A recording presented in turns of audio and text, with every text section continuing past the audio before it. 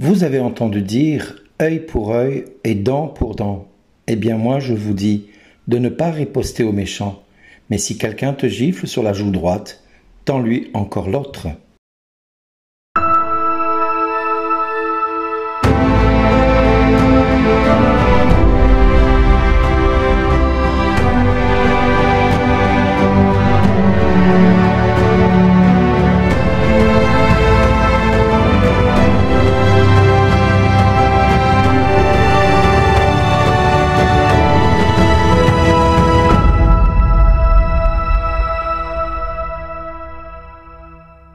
Aujourd'hui, le message vous est adressé par Bernard Dille.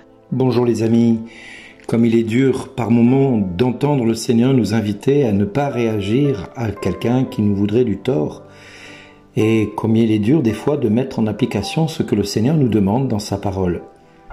Alors c'est peut-être dur pour certains d'entre nous, c'est peut-être difficile pour d'autres de pouvoir entendre ces paroles-là, mais le Seigneur nous donne ces paroles afin que nous puissions avancer spirituellement et que nous puissions surtout progresser dans ce qui va nous rendre bien meilleurs que ce que nous sommes jusqu'à cette heure-ci. Pourquoi je dis bien meilleurs? Parce que quelque part ce que le Seigneur vise, ce n'est pas que nous soyons des êtres totalement ignorants, mais des êtres totalement inspirés par sa présence qui veut pour nous la sanctification. Et quand il veut nous inspirer ce qui nous conduit à la sanctification, eh bien il ne peut pas faire autre chose que nous donner des paroles qui vont nous permettre de grandir et de croître spirituellement afin d'acquérir des choses qui ne sont pas naturellement dans notre être.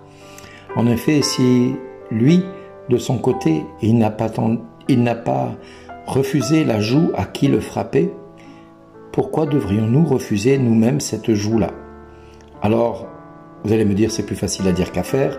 Je ne vous démentirai pas là-dessus. Moi-même, je connais ma nature et j'aurais du mal à ne pas réagir à quelqu'un qui me veut du tort.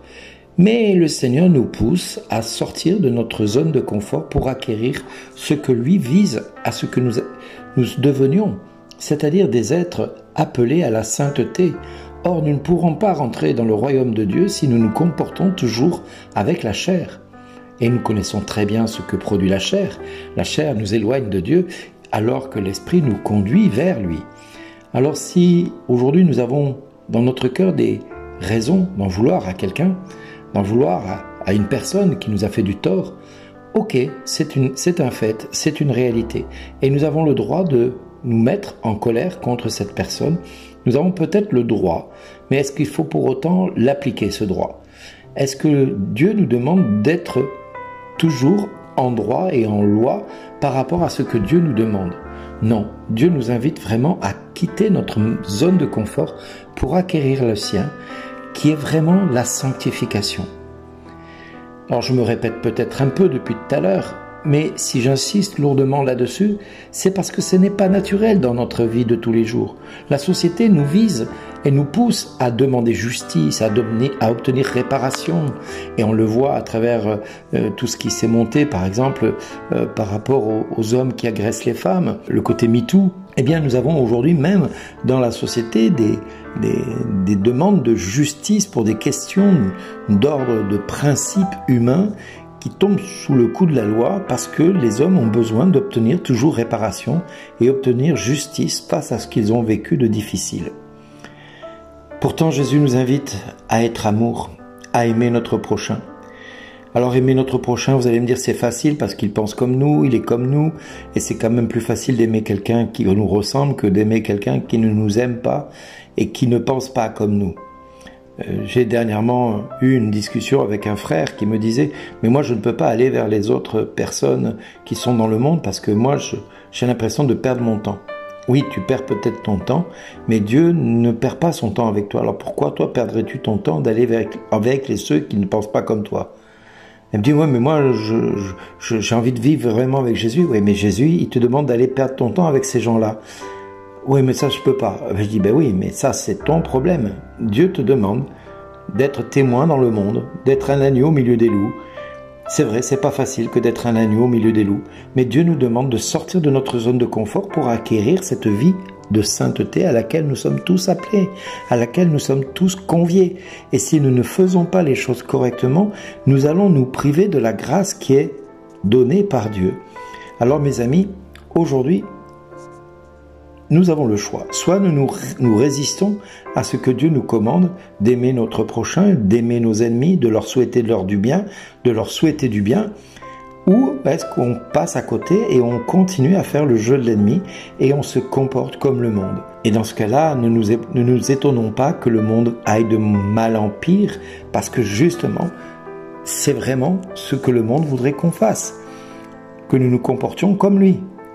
Or, Jésus nous a tirés de ce monde, non pas pour être du monde, mais pour que nous soyons au milieu de ce monde comme des témoins, comme des lumières. Et si la lumière commence à se comporter comme les ténèbres, je ne vois pas l'intérêt d'être... Si les chrétiens sont comme les ténèbres, il n'y a pas d'intérêt. Or, les chrétiens ne sont pas appelés à être comme les ténèbres, mais comme la lumière du Christ qui brille en eux. Alors, mes amis, aujourd'hui, revenons à l'essentiel, revenons à ce qui nous tourne vers lui, revenons vers ce que Dieu nous invite à vivre au quotidien et recherchons sa face. Demandons-lui la grâce de pouvoir nous comporter en fils de lumière, en enfants de Dieu qui devons briller dans les ténèbres pour que ces ténèbres puissent avoir une lumière qui change leur quotidien et qu'ils ne puissent plus voir le monde perdu, mais qu'ils puissent voir un monde en espérance et en devenir. Père, je te prie pour tous ceux et toutes celles qui écoutent ces 7 minutes. Je te prie pour ceux qui ont du mal à pardonner à ceux qui leur ont fait du mal. Je te prie, Père, au nom de Jésus, de venir visiter le cœur de mes frères et sœurs qui ont du mal à accepter d'aller vers ceux qui ne pensent pas comme eux. Je te prie pour que chacun d'eux puisse avoir la grâce de se tourner vers toi et de te faire confiance en toutes circonstances. Oui, Père, tu nous invites à avoir la justice du royaume et non pas la justice des hommes. Cette justice qui vise à ce que la miséricorde soit plus grande que tous les sacrifices, que la miséricorde soit plus grande que notre pensée humaine qui demande justice humaine et réparation humaine pour tout le mal qu'on nous a fait subir. Moi-même, Père, j'ai vécu tant et tant d'agressions dans ma vie que je pourrais tenir un livre rien que pour dire tout ce que le monde m'a fait subir, mais aujourd'hui j'ai fait le choix de t'appartenir et tout ce que l'on a fait contre moi, c'est l'ennemi qui l'a fait à travers eux pour me faire voir en mes frères, non pas des frères, mais des ennemis. Or tu as fait de ces ennemis mes frères et sœurs en Christ. Alors, à mon exemple, Seigneur, je te demande de donner la grâce à tous ceux et à toutes celles qui vivent ce qui est pour eux un véritable combat, d'accepter l'autre comme étant un frère ou une sœur.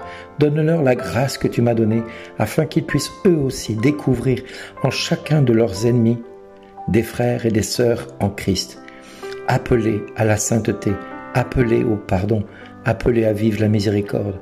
Oui, Père, je te prie dans le nom de Jésus, afin que tous et toutes nous soyons demain dans ton royaume, d'un seul cœur, d'une seule âme et d'un seul esprit pour te rendre grâce d'avoir fait de nous un seul peuple, fils et filles de Dieu. Merci, Père, de nous avoir donné cette grâce par ton Fils Jésus. Et à tous et à toutes, je vous le dis, que vous le pensiez ou que vous ne le pensiez pas, moi je vous le dis à chacun de vous. Merci d'exister.